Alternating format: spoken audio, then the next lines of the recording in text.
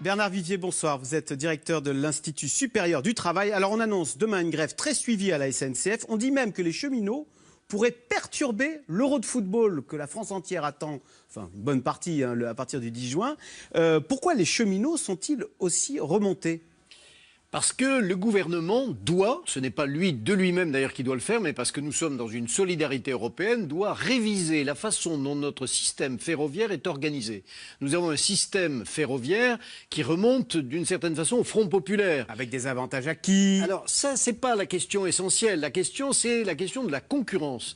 Nous avons une entreprise à la SNCF qui a été fondée au lendemain du Front populaire sous la notion de statut, Société nationale des chemins de fer français, et nous avons aujourd'hui un marché du transport ferroviaire qui est européen, ouvert à la concurrence.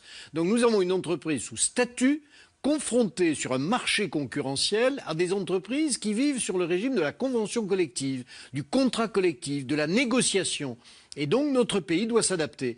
Notre pays doit s'adapter pour que la SNCF puisse être très active ailleurs en Europe, elle l'est déjà, notamment en Allemagne, mais aussi pour accepter que des opérateurs belges, allemands, italiens, britanniques viennent aussi nous concurrencer. Donc ce que nous vivons, c'est le choc de l'entrée de la SNCF dans l'univers de la concurrence. Parce que les concurrents disent, nous on peut faire rouler les trains pareil avec 20% de personnel en moins. Et donc ça effraie la SNCF aujourd'hui qui se dit, du coup, il va y avoir une nouvelle convention collective qui va être nettement moins avantageuse, c'est ça ? Et c'est toute la question, c'est-à-dire qu'il n'est pas question évidemment de brader les acquis sociaux, les avantages sociaux, mais il n'est pas non plus question pour un gouvernement responsable, et tous les gouvernements le sont, de voir l'entreprise pourrir sur pied, s'affaisser sur pied parce qu'elle n'a pas su s'adapter. Parce qu'il y a des concurrents. Oui, le patron de la SNCF dit, je ne veux pas devenir la future SNCM. Exactement. Qui a été laminée par Corsica Ferries, puisque la concurrence va arriver. Donc là, on a une manifestation très dure, parce qu'évidemment, ils sont très attachés à la SNCF telle qu'on la connaît aujourd'hui, les cheminots. Mais il n'y a pas que la CGT qui appelle à manifester. Il y a Sud, il y a l'UNSA, il y a la CFDT. Est-ce que, la CFDT qu'on dit réformiste, est-ce que ça peut aller loin ? Est-ce qu'ils peuvent vraiment bloquer le pays là ? Parce que la CGT reste très puissante, n'est-ce pas, la SNCF ? Oui, la CGT baisse en intensité, mais elle reste encore la première organisation syndicale, suivie par l'UNSA et suivie également par l'Union syndicale solidaire Sud, syndicats Sud qui sont très exigeants. Et donc nous avons une entreprise où le poids syndical est très grand, et il faut dire également que pour les organisations syndicales, avoir une belle audience à la SNCF, c'est aussi avoir des moyens humains, matériels, financiers, comme dans d'autres entreprises publiques. Donc il y a un enjeu propre au mouvement syndical. Mais il est vrai que le mouvement syndical est très présent dans les transports. Un chiffre, nous avons aujourd'hui en France 5 fois plus de grèves dans le secteur des transports que dans l'ensemble des autres entreprises, en proportion. On fait grève 5 fois plus dans les transports que dans l'ensemble des entreprises. Les transports peuvent bloquer, donc ils ont un pouvoir de nuisance que n'ont pas les autres secteurs. Alors que la conflictualité baisse considérablement dans notre pays. Nous avons aujourd'hui pratiquement 2 fois moins de jours de grève qu'il y a seulement 10-12 ans.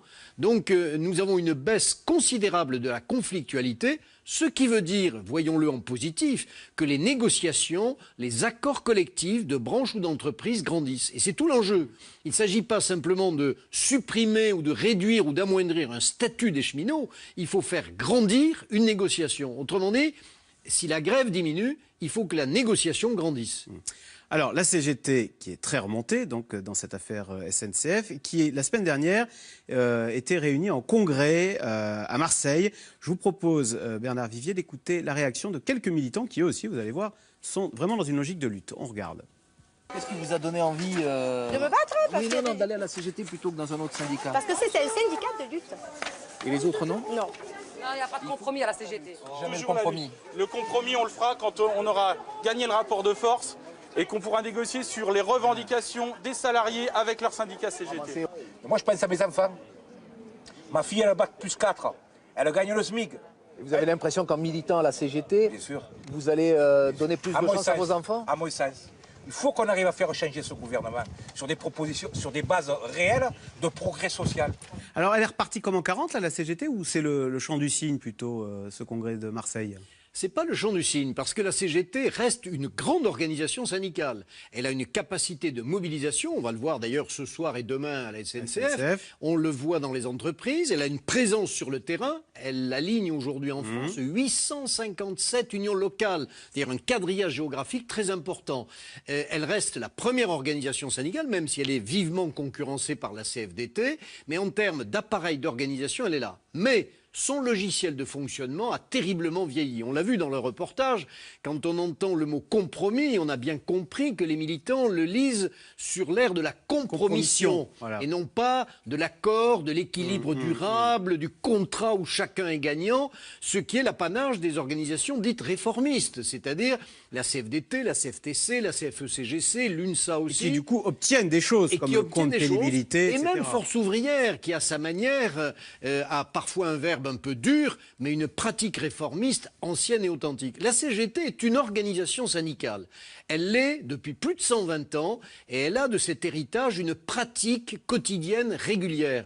Dans les entreprises, chiffre souvent méconnu, la CGT signe 84% des accords qui lui sont présentés. Ah oui, donc on montre les muscles à Marseille ou à Paris, mais dans les entreprises, là on signe. On est pragmatique, bien sûr, on est pragmatique. Alors, ce logiciel, c'est le logiciel hérité du marxisme-léninisme, du temps où le Parti communiste contrôlait étroitement la CGT. Donc aujourd'hui, ce qui se passe, c'est que la CGT est rendue elle-même. Le Parti communiste ne la contrôle plus, n'a plus les moyens de la contrôler. Et elle découvre la liberté d'une certaine façon, mais aussi l'exigence de penser son avenir pour elle-même. C'est très difficile. Philippe Martinez a fait le choix... Ça veut dire qu'elle est dans une impasse avec ce genre de logiciel non à tout ? Oui, pour l'instant, oui. Et Philippe Martinez peut dire le syndicalisme est par essence réformiste. Il l'a déclaré dans un journal, dans une interview au mois de septembre. Mais à son discours de clôture du Congrès, il a eu un discours très lutte de classe en disant la CGT c'est un syndicalisme de classe et de masse. C'est-à-dire finalement un discours que l'on avait déjà rencontré il y a déjà 30 ou 40 ans à la CGT. Le problème de la CGT, c'est son recrutement, et notamment chez les jeunes générations, comme les autres organisations du reste.